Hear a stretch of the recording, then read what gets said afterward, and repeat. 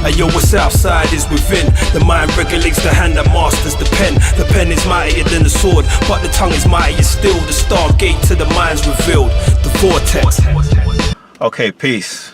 Cyclonious here, with Kevin. Another episode of Real Talk with Kevin. And this episode, I wanted to call it the next generation, because I wanted to talk about the next generation that are outside at all sorts of times doing all sorts of things. So the first area that I wanted to go in is parental responsibility and guidance. And the first question that I wanted to pose to you, Kevin, was what role do parents play in shaping a young person's future? They play that pivotal role.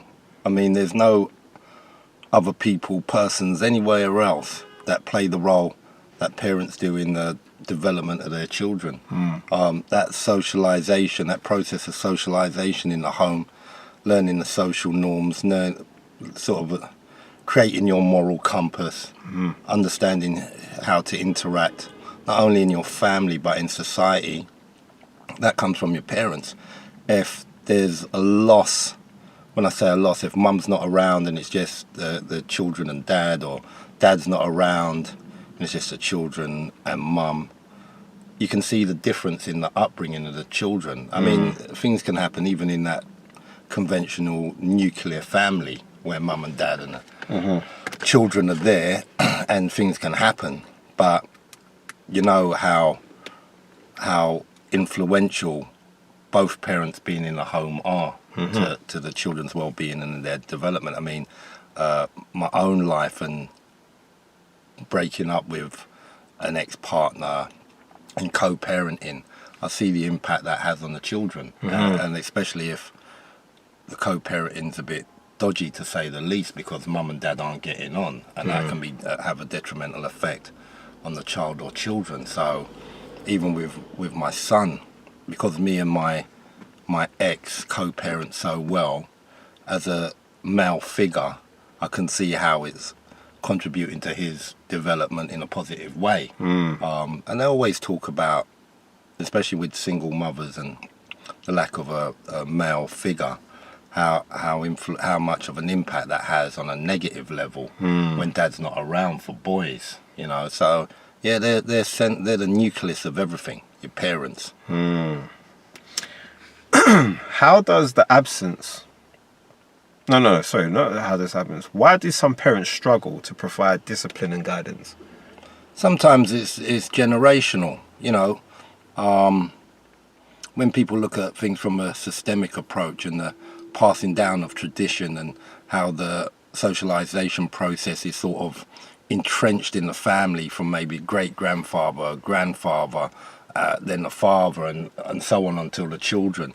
There's this cascading down sometimes of rules, boundaries, and everything that's learnt in the home. So if you've got a parent whose parenting wasn't the best, you know, there might have been domestic violence in the home, alcoholism in the home, it's gonna pass down usually throughout, and then, you know, those parents haven't got the skills, they never learn them. It's like abuse. That's passed down certain times, and it comes out in different forms. You know, whether you become the abuser or you're advocate for stopping abuse as a consequence of what happened, you know. So you know, some people don't learn the skills because of their parents, so they can't pass those skills on to their children. Yeah. Going into, like, you briefly touched on something a minute ago. How does the absence of a strong parental figure, impact youth on the streets? Well, you know, I can take my own, you know, I can talk about my own life, and it's quite a cliched story, isn't it? A single mom, no dad around, etc. My mum she's a very strong woman. She ruled with an iron fist, this draconian way. It was all about education, not much about socialization and life skills. It was go to school, do your work, blah, blah, blah, an old school way. But she was a very strong woman, and she played mum and dad to a certain extent. but she isn't dad. Right. So even though she was strong, and I see it with children that haven't got their fathers around, and I don't know whether it's about a tone or a perception of a male figure, but you can see how boys respond differently to women and differently to men. Yeah. I see it with my son, even though my son, he's a beautiful boy. I have to talk about him, little Che. He's a big boy now at 14. And he's a really good boy, but even with him, and he's very respectful to his mum, I can see the difference in his response to her and me, and he's a good boy. You'll see some children in the home when dad's not around, even though the mum's quite strong. Dad's presence not being around, the son will talk to the mum in a certain way. And if there's a dad that is around and then comes into our home to pick up that son and talks to the son a certain way, you'll see the difference in that son's response. Yeah. So having a strong parent is always great, because you don't want a flaky one, especially in a single parent home. Okay. But the absence of any parent of any gender, whether male or female, mum or dad, is a big loss. Do you think that modern parenting has become too lenient? Hey, that's such a complex question. It's unreal. You know, if you're coming from a place that I come, and my generation know about licks. Yeah. We know about proper licks, not this go and sit on the stairs. Or, you know, I always believe that black people, and from reading, you know, through our trauma, talk about transgenerational trauma. We learnt to beat our children to keep them in line, to keep them safe. Yeah. Plantation stuff. Yeah. To say the least. Yeah. So as a practice, I hate it. You're not supposed to be hitting your children. You don't go out on street and randomly just start hitting people. That's right. Because they annoy you. But because your children aren't fully in line, you decide to put your hands on these little beings. It don't make sense. It don't make sense for me as a black man to impose a practice that I believe comes from slavery. You know, you're not supposed to be putting your hands on children, but you know, there's a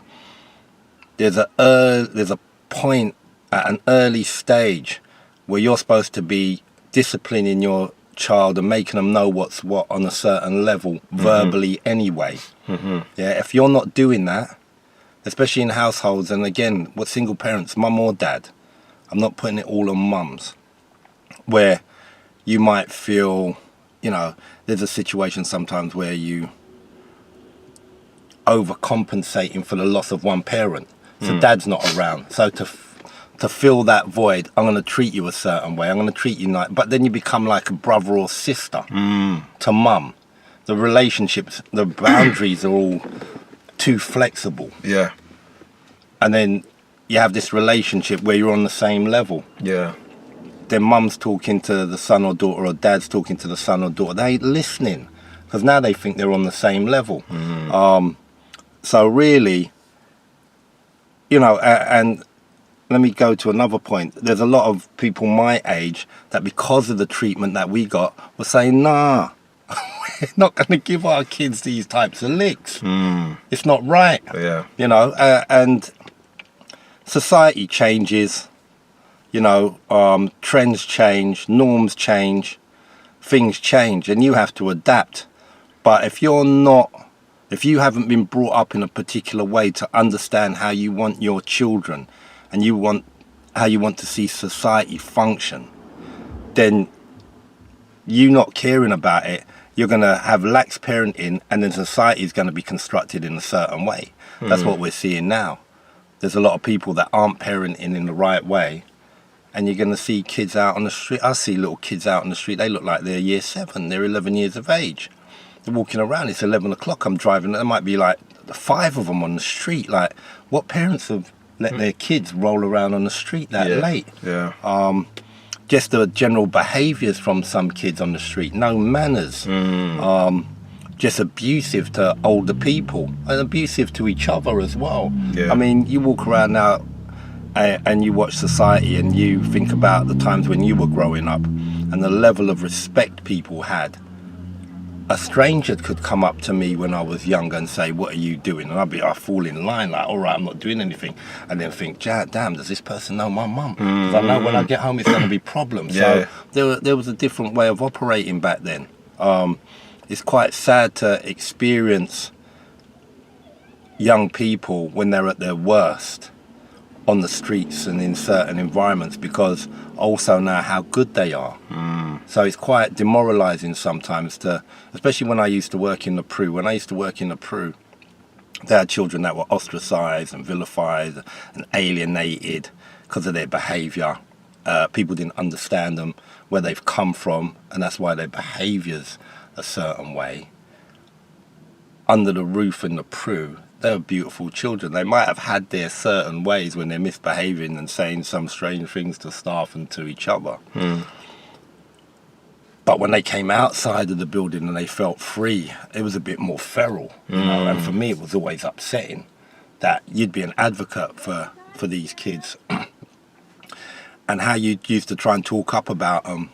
And when people used to come in the building to visit, they say, "Oh, these kids are good for Peru kids," or whatever. But when they come outside the building and they're free, it's a different story. Yeah. So, you know, it is quite an upsetting state of affairs. But what you still got to remember is that generally across the world, things are more good than bad.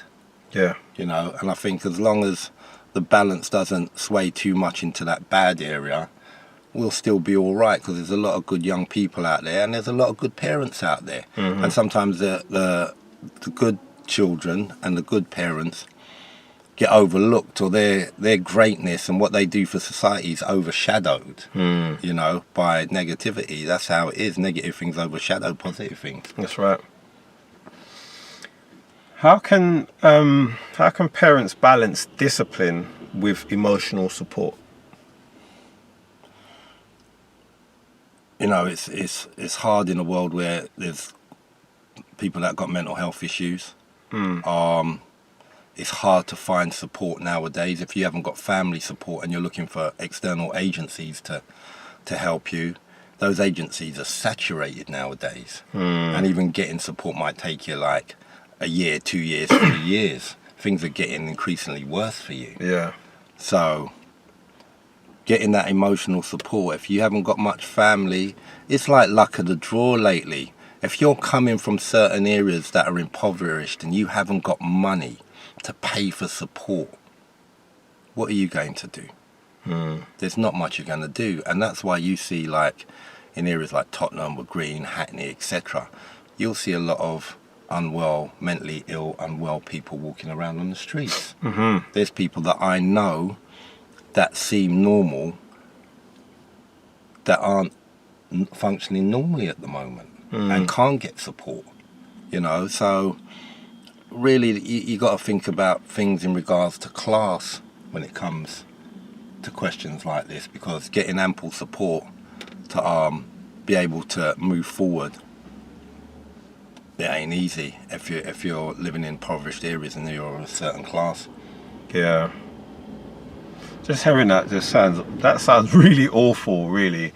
If you ain't got the money, you know, you're not gonna receive treatment. That's mad. You're not, or you're going to be on a long waiting list. Yeah, basically. I wanted to go into a different area now, dealing with boundaries, discipline and structure. So why do some young people, I should say, resist structure and authority? That's always been the case. Yeah. Those 15, 14, 16 to 24-year-olds, when it comes to crime, misbehaviours, that's the main, generationally. Yeah. That's always been the group. That's anti-establishment, anti-authoritarian. Yeah, they're anti-everything. Yeah. And, you know, it's just it's a level of exploration. You're still finding yourself at those stages. There are unconscious things happening in you as well that you don't understand, driving you to behave in a certain way. So it's complex for young people finding themselves and exploring, to establish a sense of self-identity, to establish a good sense of self-esteem in a society that's more complex than ever. So for young people nowadays, Yeah, it's actually a minefield out there, sort of navigating through the social space and adhering to rules. You know, what's one of the main things comes up in young people's heads? When I was young, it was like, why? Why you are telling me this? Why should I do that? Why? Because you haven't got enough experience yet to understand the benefits of what I'm telling you. And that's the thing. Some young people, you know, and it happens all the time throughout generations. I might give you instruction, and that's the best instruction. That will save your life. But because you haven't experienced that yet, and because you've seen someone else do it differently, and they seem all right, you ain't listening to me. So you do this thing or go through whatever, and then what I've said comes to fruition, and you're like, But what is essential in life is learning from your mistakes. And that's one of the major learning curves. So, you know, even though young people are a certain way and don't want to listen, etc., etc., sometimes the biggest or the best way to learn is making that mistake. Yeah. You know, when I work with young people, I tell them, all right, it's about learning from that mistake, not making the same mistake again and again and again and again and again. And that will tell you something about you if you're making the same mistake again and again. You know, but yeah, it's a thing that's always been a feature of young people.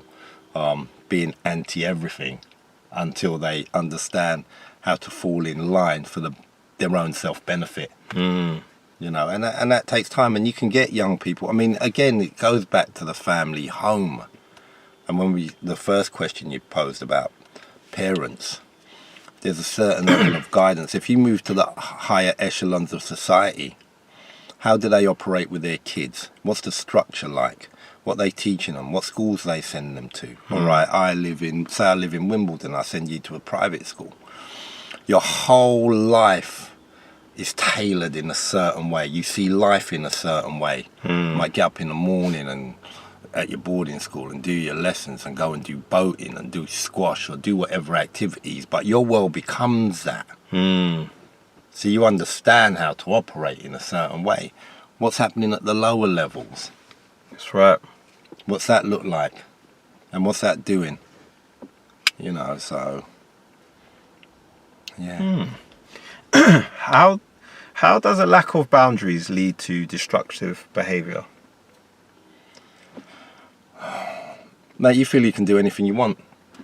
That's it, bottom line. Especially when you've got a bunch of friends that also can do whatever they want. And then that bunch of friends sucks in all the other children that wish they could do that, but the parenting at home is so rigid that they're not allowed to do it. But soonly it's so glamorous seeing your friends stay out late or do whatever. You get drawn into that as well. Yeah, so, you know, with that lack of boundaries, you feel free to do anything you want. Stay out on the streets late. Whatever's getting pumped into your head through the media that's negative, without those boundaries there, all right, you've got a boundary in place from your mum or your dad or your parents in general. You can't go out at this time. Yeah, if you've been taught that from day one, that's calm. If you haven't been taught that and then you're told that later, all right, I let you play out from when you were 6.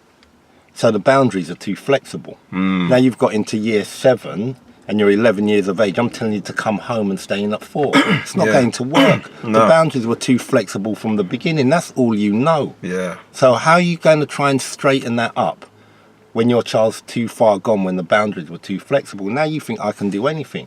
That becomes a situation where I'm arguing with my parents. And it becomes a situation like this for me. It's like Frankenstein's monster. Why are you going to create the monster and then moan about the monster afterwards? You've created the monster. Dr. Frankenstein was vexed. The monster was doing all kinds of nonsense, but you made him. Yeah. So why are you getting mad with your kids now? Yeah. You're getting mad with them because you're imposing those boundaries, trying to impose and impart these ideas about what you should do too late. And now your kid's off the rails. Yeah. Because the boundaries, and you know, I don't believe in fully rigid boundaries.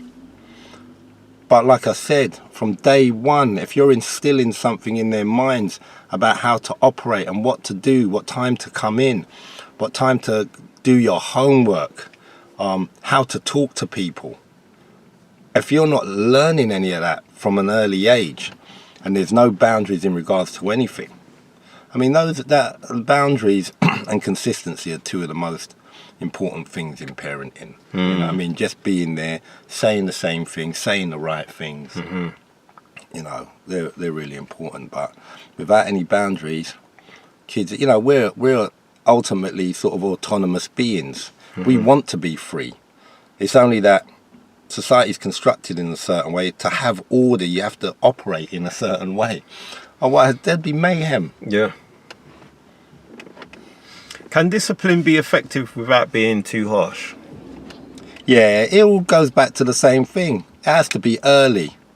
Yeah. Once you have my arm, don't get it twisted though.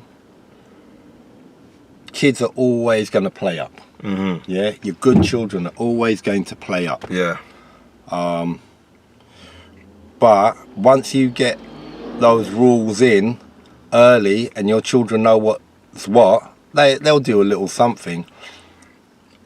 But they're born into a certain system now, and they operate within that system. That family system operates in a particular manner. Yeah, and then hopefully that's passed down to the next generation, the next generation, the next generation. Just like if things aren't being done, that'll be passed down. So yeah, everything has to be done early. If it's not done early, you're gonna have some hardship pulling it back. I hear that. How do schools contribute to or fail in setting boundaries for the youth? You know, the systems and procedures in schools, that's one of the major elements of schools, isn't it? You get up, you got to reach to school on time. You got to get to your lessons on time. You got to have all your school uniform on. If you do something wrong, you got to go to detention or receive a sanction. I mean, it's sort of like a strange replication of adult life.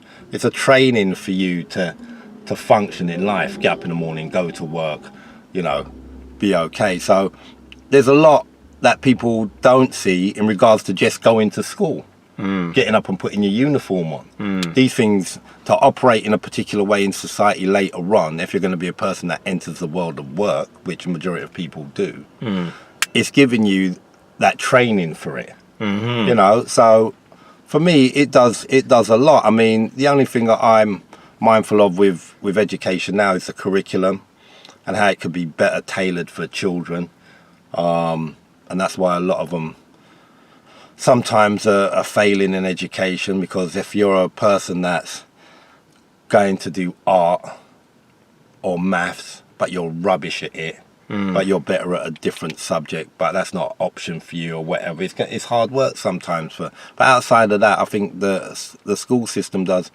for the society we exist in, for the 9-to-5ers going to work, it does that work. You know, if there's two ways of looking at it, it does the work well for that conventional way of being.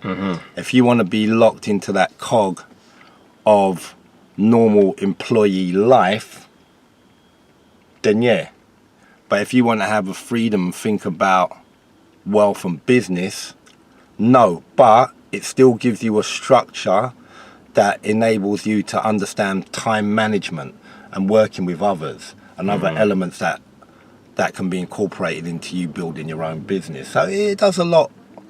It does a lot. The school system does a lot. I think sometimes the school system's vilified and looked down upon. And I could look at certain elements and look down upon it. But as a general system for creating young people or developing young people in a certain way to operate in adulthood, it's good. It's good in that way. How can communities help reinforce positive discipline? Well, if we could go backwards, that'd be lovely.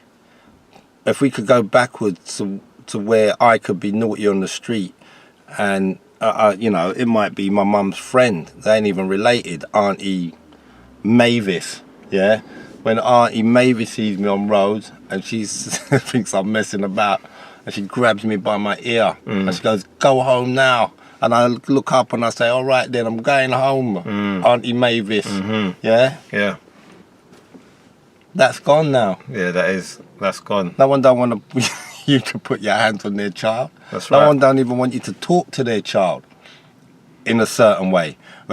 Establishing some sort of a sense of a unified community now where you're all parenting together and looking after each other's children. I don't know if it can happen.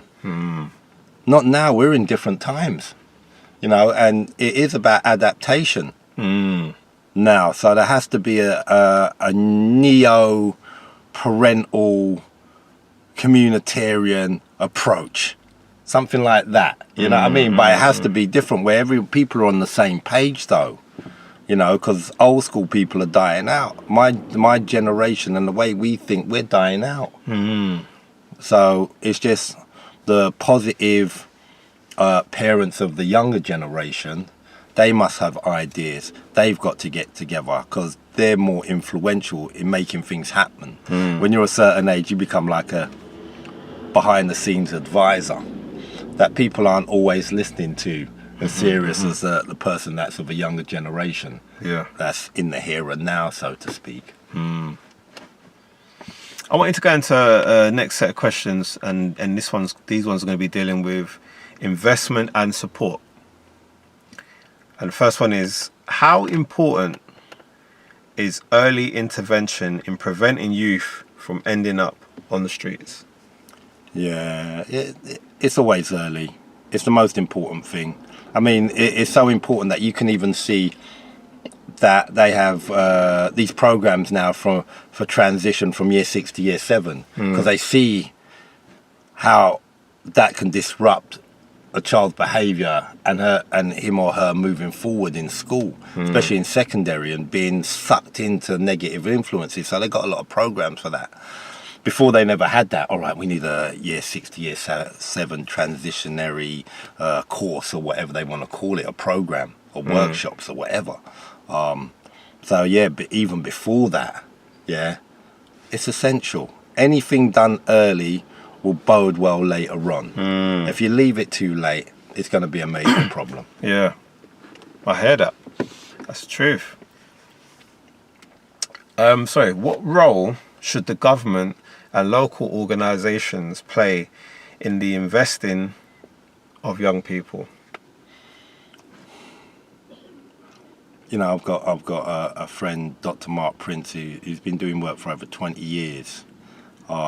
He's recently been talking about a public health model in regards to knife crime. And we were sitting down talking the other day, and I said to him, "How are you feeling?" And you know, he's always very upbeat, even in light of his son's death and murder. His belief in, he would say, the father has taken him a long way, and he's, you know, you'll see him on the streets doing the work with young people and talking to maybe grieving mothers who've gone through the same sort of predicament as him, and uplifting people. So he's a different character. So even in speaking to him about his public health model and how long he's been doing the work, he was quite demoralised in that conversation about how we're going forward, and how I was, because I was saying to him, look, you've been doing this work for so long and it just doesn't seem like the investment's been put in for you to do the work properly. And what is that about? Now, there's loads of people doing great work for young people in the community. There's always an outcry and a social communication about the dangers of knife crime, society's gone bad, young people, blah, blah, let's do this, let's do that, let's do the next. And for the last 15, 20 years, it seems to be the same or getting worse. I mean, even though trends change and sometimes knife crime's higher, sometimes it's a bit lower, sometimes it's a bit higher. is still prevalent. And you're seeing more heinous sort of crimes go down on the streets. So what is the government doing, and what can they do? I think we better pose that to the government, because, all right, we know there's lack of funding and a lack of money in certain local authorities. But yet, you can spend how much million or billion, I don't know the exact figures, on having a firework display down by the London Eye. What are you doing? Yeah. So there's a disparity in how society's functioning and what is of importance. You know, I'm sorry, football players. I used to love football. I don't. But the money that you get weekly, monthly, yearly is obscene compared to those national health workers, the teachers, the doctors, whoever. Yeah. And why can't some of your money be used? There's money everywhere, yeah, but they're using it in the wrong places for the wrong things. That's right. Now, so if people were going to start looking at what the government are doing deeply, then there'd be a whole level of conspiracy being talked about, and that's what people would start saying. Right, what's really going on here? Yeah. I don't know the ins and outs of what's going on. I could have my own conspiracy ideas about what's going on, especially when certain people say, look at society under the microscope and what areas aren't being catered for and have the highest levels of violence, and why there's, and what demographics are in those areas, you know. So I don't know. I'm hoping that that someone somewhere at a governmental level is willing to deal with the truth and address things in the way they're supposed to be addressed. Because obviously people in society, especially at the lower levels of society, are suffering because, and the mums and dads and parents that are losing their children are suffering. And I'm not only to knife crime, to county lines, to sexual abuse and exploitation. You know, what's the government doing about it? I don't know. For me, it's quite sad. It's depressing sometimes thinking about it, because you'd hope that in a democracy, the greater good of everyone's looked after. But that's not the case. How can we make mentorship programs more effective? Get good mentors. I'm always quite very critical of mentors. Yeah. Coming from a mentoring background myself, it's funny, my journey. So becoming a mentor, training as a mentor, and becoming an assistant head teacher for behaviour, and then becoming a therapist, and even studying to get a degree in criminology and psychology. It's all been a behavioural sort of realm I've existed in. And I used to see myself, I used to put myself in my head on a pedestal in regards to mentoring. Yeah, I'm good at this. Yeah, I know what I'm saying. But again, it's a learning curve. There's certain things I won't do as a mentor now. It's not about me giving you advice so much about my life and how to change it around. There might be little elements, but that's not at the forefront, because young people now, when you talk to them about a life that you've lived that might have been on the streets or whatever, and then they see you mentoring them and you're in a suit or however you're dressed, and it looks like your life is okay, it's all right then, I can mess about then, because you messed about for so long, but look at you now. So you're giving out the wrong message. There's a lot of mentors out there that will do that. Even their role modelling in their appearance is wrong. Why are you going to come? You're trying to make, especially with young black boys, yeah, because they're very impressionable. All boys are, especially nowadays that black culture is so influential in society.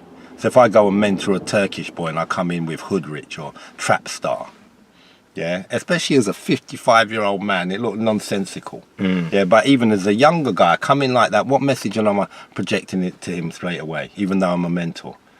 that I'm dressing in Hoodrich and Trapstar. All right, what kind of guy, where do you come from? What are you doing? If I talk with certain slang when I'm mentoring you, I know some mentors have the best intentions, but you're supposed to be role modeling for their future success. What does that look like when they enter certain doors in certain sectors? It doesn't look like Hoodrich, Trapstar with slang talk through those doors. So when you come in and you start mentoring, you're supposed to look smart, you're supposed to speak a certain way to inspire those young people to be a certain way. So straight away, the mentoring, the mentors themselves, I mean, I've met some great mentors, man. I worked with an organisation called Spark to Life, and I'm really in awe of the work they do. Shout out Spark to Life, and the people, Alicia, Manny, God, my main man, why have I forgotten his name? Please, I'm sorry. Ed Michael, these people that I work with, top mentors, man. Emmanuel, I've got a bad memory.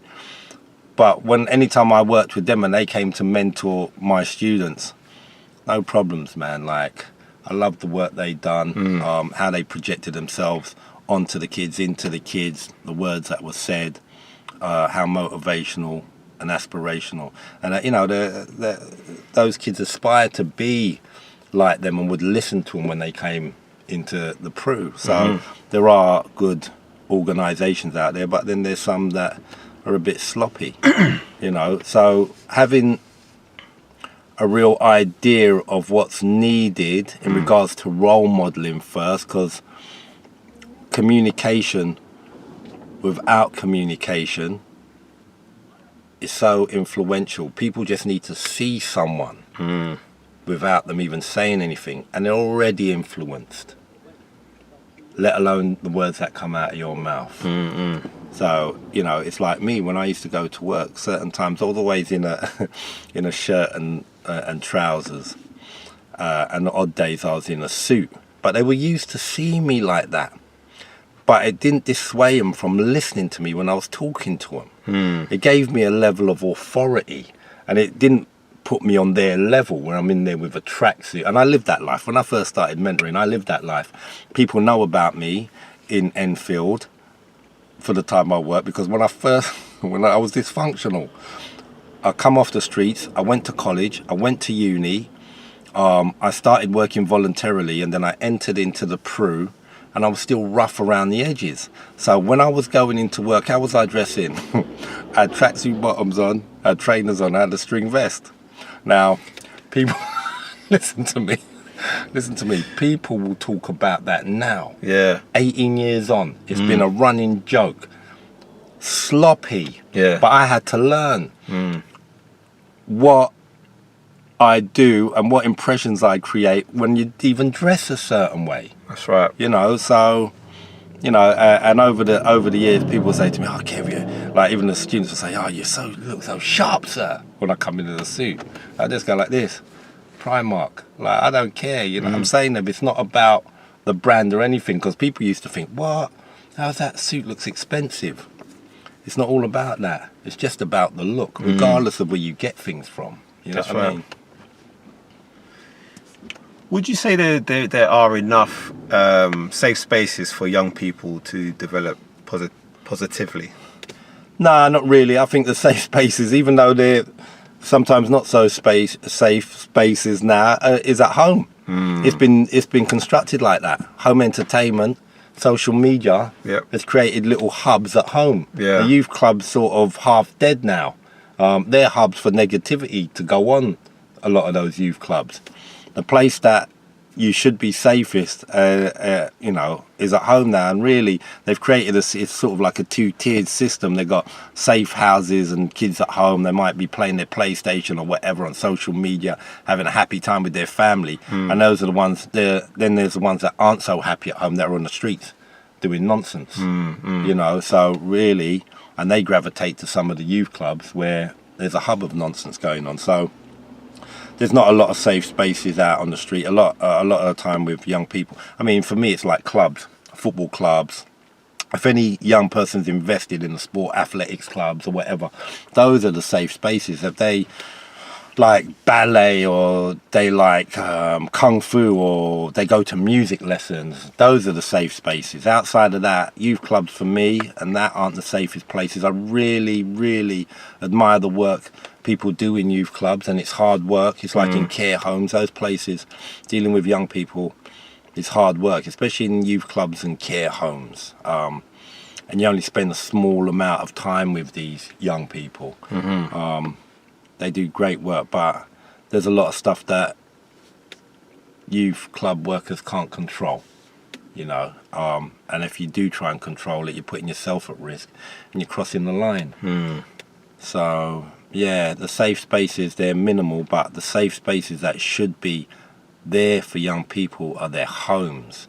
And even then, those spaces aren't that safe because of strange parents and mental illness and, you know, dysfunction. So what are some realistic solutions for reintegrating troubled youth into society?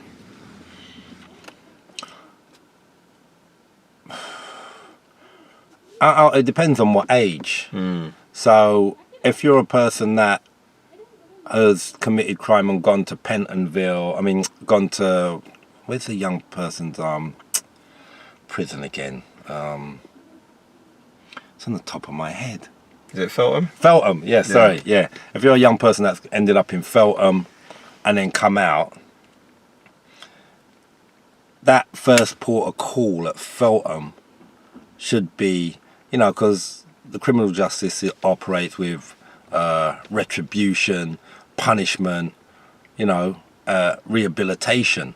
It's supposed to be. But it's usually retribution because you're paying back, and punishment. Yeah. That's sort of the model of American westernized England and their model of prisons. There's no rehabilitation. So if you're going to change any of these characters around or help reintegrate young people back into society, it has to be a model that's wholly based. The foundation of it is about rehabilitation. You got other, whether it's Norway or wherever, and Spain, they rehabilitate young offenders or just general offenders. Crime rates are lower, and recidivism, that reoffending rates are lower. So rehabilitate young people. Have these programs for rehabilitation, not just draconian punishment. And then especially when you're in the prison system, just learning how to become a better criminal, you know, and getting more hardened to things after a while, especially if you go to prison. The longer you spend in prison, the easier it is to spend time in prison than it is to spend in the real world. You know, so rehabilitation is key. You know, and eliminate the harsh punishments that are enforced on people nowadays. Okay, yeah, so I'd like to now move it into the area of broken homes and dysfunction. How does growing up in a broken home affect a child's self-worth? And there's so many different elements to broken homes. Whether it's the dad not being there, the mum not being there, your brother, well, your siblings being all over the place and wild, and you know, homes can be chaotic. You know, if there's domestic violence, alcoholism, sexual abuse, they've gone through trauma, they experience PTSD, they've got borderline personality disorder, how are you going to function? You know, you're going to need, again, therapy. You're going to need young people. There's loads the waiting list for CAMS is unreal. Dysfunctionality in family homes, the level of it is unreal. What young people have got to put up with nowadays, witness or experience, is unreal. The impact on them is detrimental. Personality disorders, mental health issues, at a young age, could end up in mental institutions, on medication. There's a wealth of possibilities when the home's dysfunctional. Like I said before, that the home is the center of everything in regards to your development. Now, there's a world of complications you could suffer too many. I mean, there's a manual, DSM, the Diagnostic and Statistical Manual. I think it's 5. I think it's on 5. I haven't caught up with it.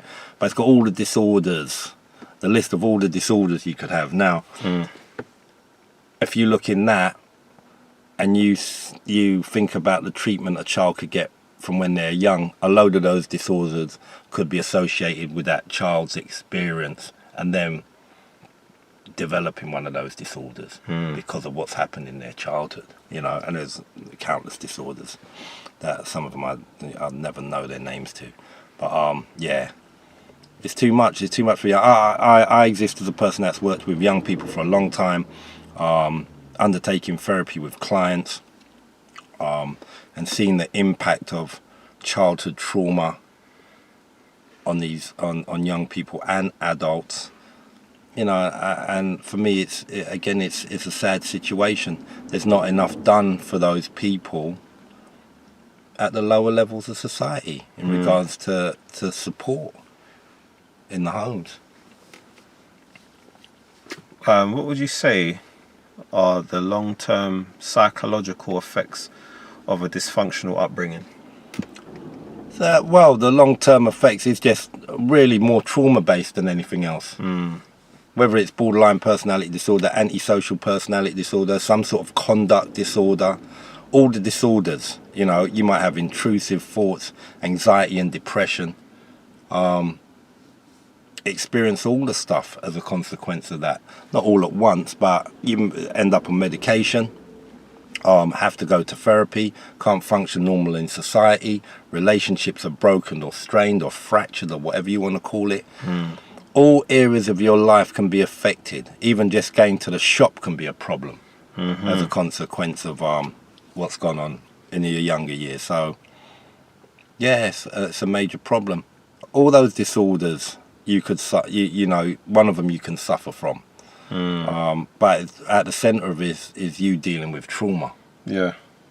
You know, and whether there's suicidal ideation, whether there's serious depression, whether there's serious anxiety, whether there's auditory hallucinatory sort of experiences. So you might develop schizophrenia. You know, it can get really deep for people out there. How do family dynamics contribute to you seeking belonging in the streets? Yeah, if you haven't got a close-knit family, if there's no synergy and connectivity between the family, if there's no happiness in the home, always say that my 2 younger children, they're happy at their mum's and they're happy at mine. So they're just generally happy when they're indoors. When they're not happy, when children aren't happy when they're at home, they gravitate to things outside on the streets. You know, so if there's not the good rules and boundaries, and there's not happiness, love and care are the most nurturing elements for young people. I think that, I mean, it was strange yesterday. I'm quite an emotional guy that seems like not an emotional guy. It's weird. So the attendance officer, lovely Lois, man, shout out to Lois at Orchardside School. When I was leaving, she got this book together with kids writing testimonies about me. And yesterday I nearly got on a breakdown. I always say nearly when I do get on a breakdown, but I'll still say nearly. Yeah. Reading the book about how they saw me. But what was a theme throughout is that they could see my caring. Yeah, because I love the kids. And that's at the forefront of my practice in everything, whether as a therapist. I'm not going to show you that I love you as a person, but I'm going to care for you. Yeah, it's in my heart to try and care for you and support you in guiding you to a place, and you guiding yourself, but supporting that process where you feel you're all right in society, just like with young people. So if that isn't prevalent or apparent, that caring, that love, things aren't going to go well. if as a parent, as a teacher, especially in situations where you're dealing with young people with challenging behaviour, if they don't see that you care, you've already lost the battle. You know, so for me, caring, love, you know, and with that comes the ability to reset, press the reset button after you've, you know, gone through some adverse interaction with a kid or something. You know, next day you're back to normal again, you know. But like I said, man, like at the centre of everything is love. Love outweighs everything. Love and care. Can a single parent provide the same level of stability as a two-parent household? Yeah, of course. Yeah, you can. They can. They in the mind they can't. Yeah, but you'll get two-parent households that are wholly dysfunctional, and you'll get a child that comes from a single-parent household that's doing well, gone to Oxford, gone to Cambridge or something. So it's just down to the parenting. That's right. I never put down single-parent families. There's such a negative stigma attached to one-parent families that it's unreal. But look, do the studies on the two-parent families and the dysfunction in those, and how the mum's getting battered or whatever's going on in a house, and the level of dysfunction there. I've worked with all types of different families, and some of the families that are doing the best work have been single-parent families. You know, and some of the families that have got quite a lot going on, especially when you've got 8 children in the house and 7 children in the house, it's hard enough being a single parent family. You know, if you're a single parent with loads of kids, but even with 2 parents around and loads of kids, it can be hard work. You know, so no, single parent families, man, they've been put down too much.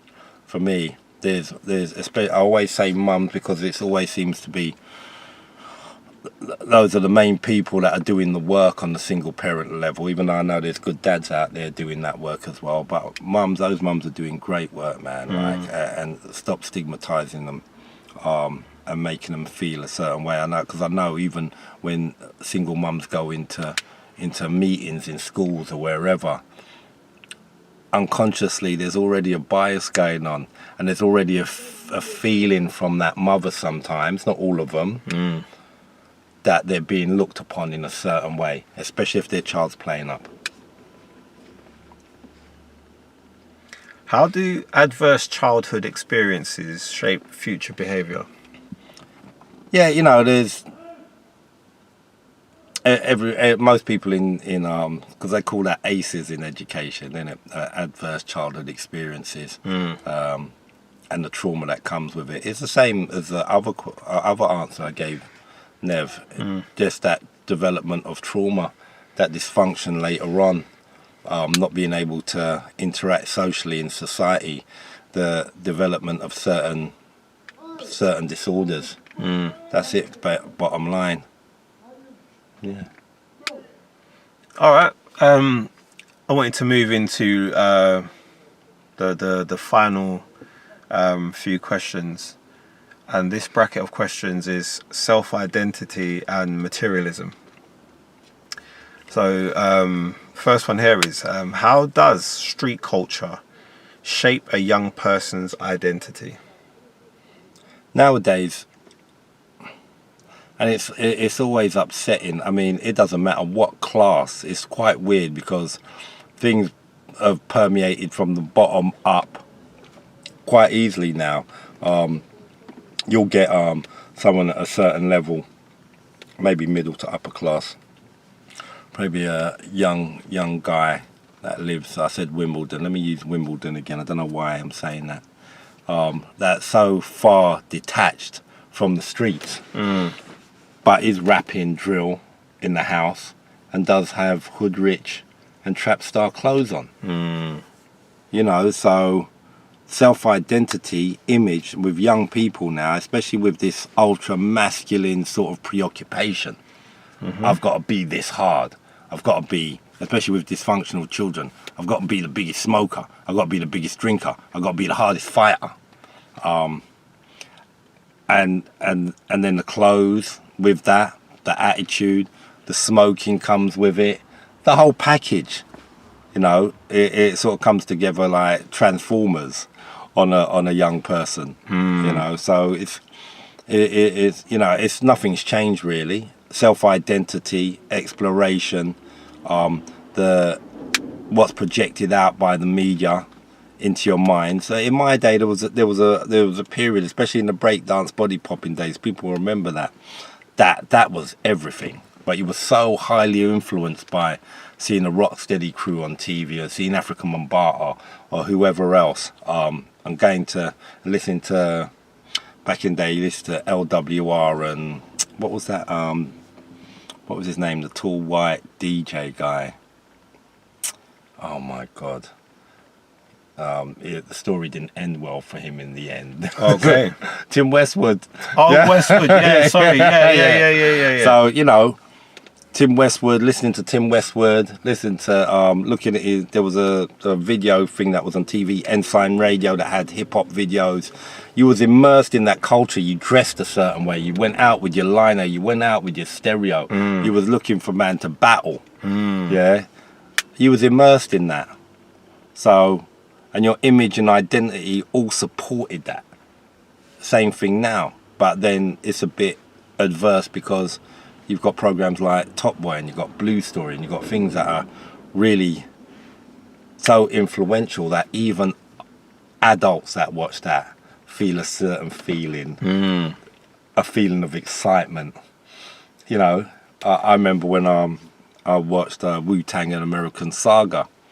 I really loved that show. I told my friend to watch it, and you know, we're in our 50s, and then when my friend was driving, he was talking to me like he was Raekwon the chef. He was feeling it. Yeah. And he's an adult man. That's its influence, isn't it? Yeah. Like it can shape and mold you for real. You know, I still wear my Wu-Tang hoodie. I'm a 55-year-old man. But if I was 20 or 15 or 16, how impressionable I am, and things are coming at me from every direction, and I'm a young guy that wants to seem strong, that wants to seem that I've got some sort of level of intellect, whether it's educational or street level intellect. And at the forefront of everything for men is impressing women. Bottom line. The car you drive, how you act, how you dress, how you talk, everything is usually about attracting the opposite sex. You know, so you'll do a lot for that, especially in today's society. What impact does social media have on self-worth and materialism among youth? There's too much put out there. There's too much that young people have got access to distort their level of thinking and how they see reality. You can't have these images of richness coming through social media to young people that are in poverty, and you don't think it's going to have a serious impact on them. If you've got no money at home and you've got young whoever from America driving in a big Jeep, got all the jewels on, it's like, it's so obscene. I mean, I used to love it. I used to wear a lot of jewelry. But like West Side Gun, even Busta Rhymes and them, like the amount of jewels they have on It's nuts, isn't it? is unreal. The size of the jewels is unreal. Yeah. But what do you think young people love when they see that? When they see the big Maybach this, when they see all the stuff, and you're at home, you ain't even got a PlayStation 2. Yeah, your family's in poverty. Sometimes there's no electric. You've got enough though for the Wi-Fi and your phone to be on, but you're seeing images of extreme richness and riches, and you've also got access to being exploited on your block. What do? You go for it. That's right. You go for it. You can't. That's the life you want. Social media plays such a central role in distorting the minds of young people. It's unreal. I mean, I believe in social media in one hand, but like I was saying to my missus yesterday, I'd rather go back to basics, just to keep society simple. That's all you need.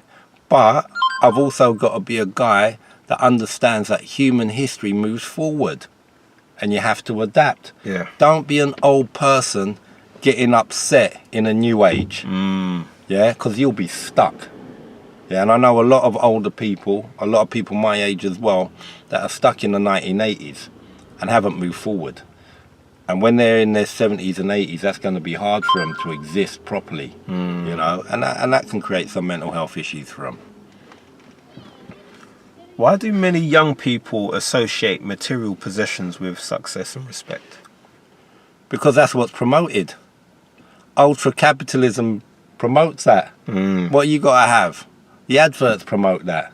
You got to have this skincare cream to get the woman. You got to have that car to get the woman and look good. You got to have this. You got to have that.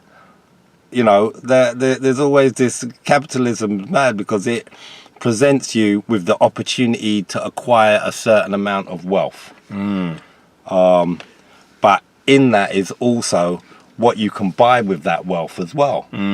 So, you know, they create a situation for you where you can attain wealth. You've got to go through the system and do the right things, but you haven't always got all the information. That's the thing, and that's where class comes in. So I might be a working class level. I might be at an underclass level. I might be at college. Like there was a stage when I was that guy at 28, 29 at college when I'm that age. So I'm in the underclass. I ain't making no money. But I move up the ranks through college and university. But I haven't got enough information. Those people at the higher echelons of the social strata have understand what to do and what movements to make.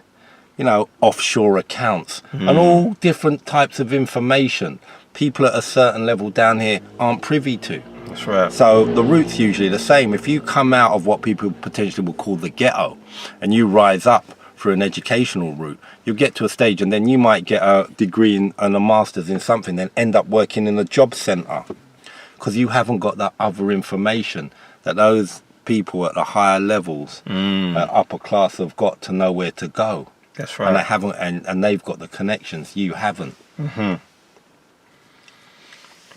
How can we encourage young people to develop a sense of self beyond materialism?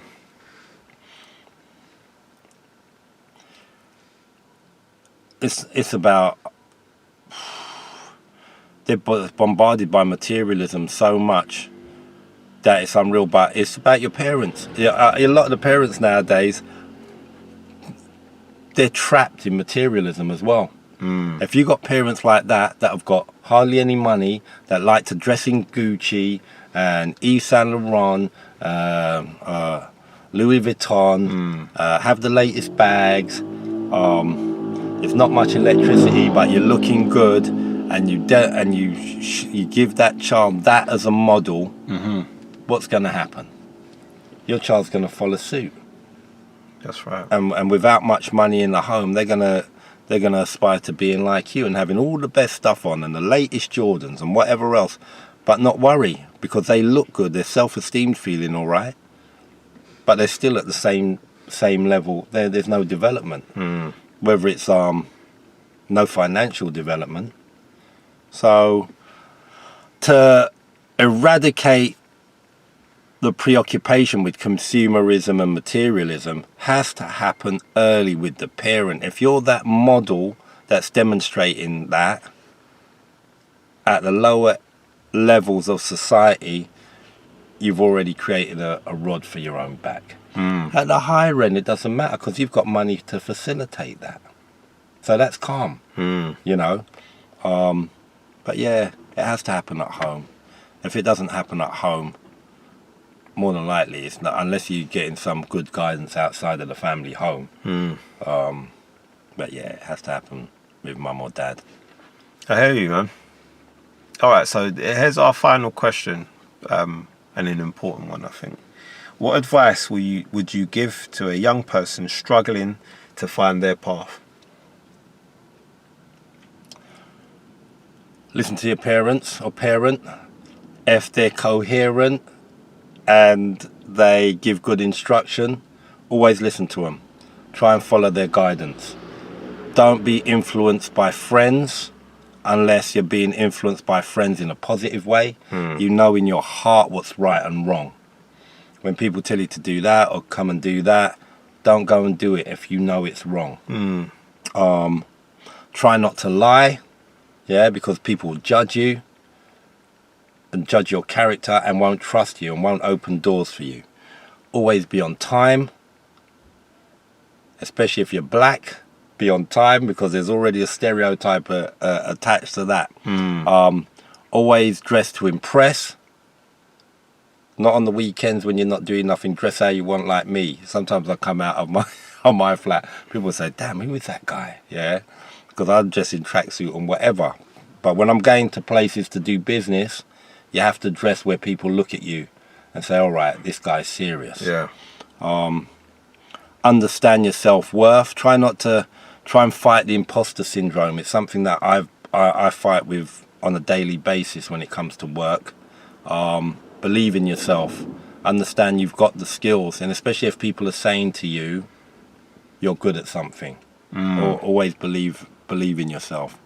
And just think about being kind and caring and putting out love into the world. I always believe that you reap what you sow. What you put out, you get back. If you want good things to happen, just be a good person, and live by these rules. There's much more I could say. Off the top of my head, I haven't got it there at the moment. But it's just about living good.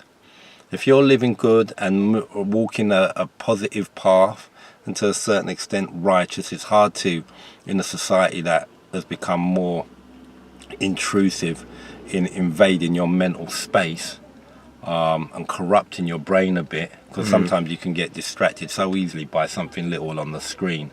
You was going to do something positive. You might have been going to do your washing and you're tidying up, but then you end up on Insta or something for 2 hours and say, oh no, so things can distract you. But just being positive, kind and caring, motivated, well presented, being on time, having good manners, treating people like how you'd want to be treated is so essential to you moving forward and going through doors that'll benefit you. And that's about it. Well, we thank you for your time again, my brother. No problem, Nev. Wicked. Love. Nice being there. Yo, what's outside is within. The mind regulates the hand that masters the pen. The pen is mightier than the sword, but the tongue is mightier still. The stargate to the mind's revealed. The vortex.